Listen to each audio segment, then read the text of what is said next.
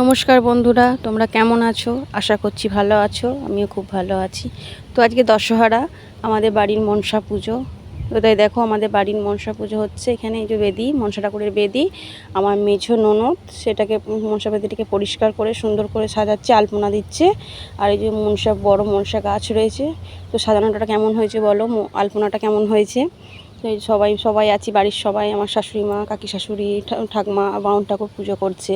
বাউন ঠাকুর চলে এসেছে। এসে এই যে আমাদের একটা গাছ, কামিনী গাছ আছে, তো সেখানে পুজো করছে। সেখানেও ঠাকুর থাকে। এই ঠাকুরটা আমার ঠাকুমা শাশুড়ি, কিন্তু ঠাকুমা শাশুড়ি এখন বেঁচে নেই, মারা গেছে। তো এখন আমরাই পুজো করি।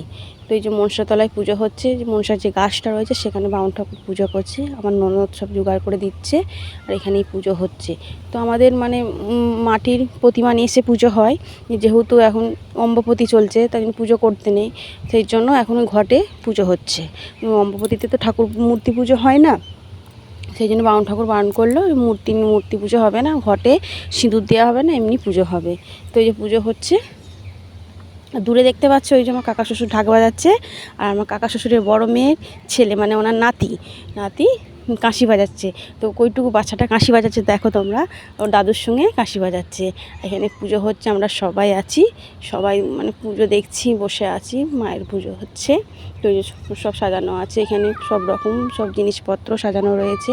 এটা আমাদের নিজস্ব একাত্ম বাড়ির ঠাকুর, একদম আমার ঠাকুমা শাশুড়ির ঠাকুর, যেটা এখন আমরা পুজো করি। এই যে পুজো হচ্ছে, আর ঢাক বাজছে, বাউন ঠাকুর বসেছে, ঘটেতে পুজো হচ্ছে, ঘটেতেই হচ্ছে। মানে সিঁদুর টিঁদুর কিছু দেবে না, সিঁদুর দিতে নেই অম্ববতীতে। ওই মানে ওই কোনো রকম একটু পুজোটা জাস্ট করে দেবে।